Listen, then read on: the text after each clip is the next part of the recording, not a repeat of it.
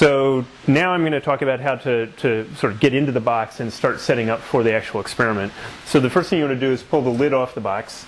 And because this lid is covering and keeping the dust off of sensitive optics, you don't want to just put it down either on a table where it can pick up Gradu or on the floor. You want to lean it up against something so that it doesn't get dust stuck to the bottom of it that then gets on the optics. So I'm just going to set it over there.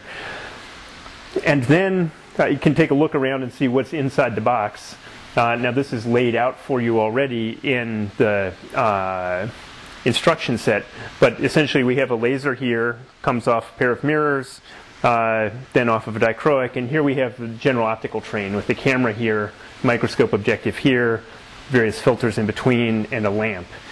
And the very first thing you're going to want to do is for the initial part of the lab is to put in the low power objective, which will be probably 10x. So the first thing is you never want to change an objective while there's a sample still in. So if there's a sample here, you want to remove it.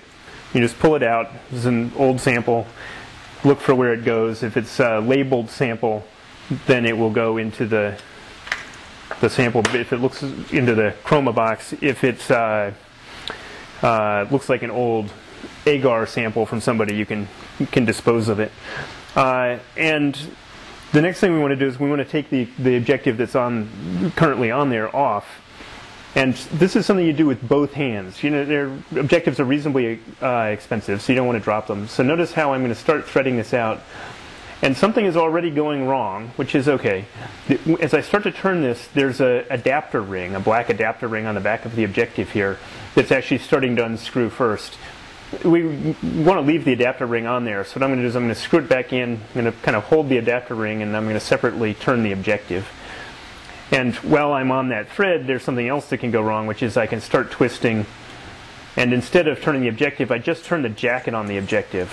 So this jacket here, and I'll show you sort of in the extreme case, but this jacket can come off without removing the objective.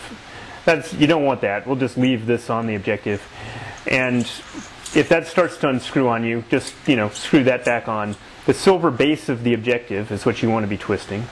And notice how I'm keeping all of my fingers on this, both hands, so that I really have very little chance of dropping it. It's always well controlled. And as it finally comes out, I've got it carefully held. And now I'm going to set this down carefully and gently at the back.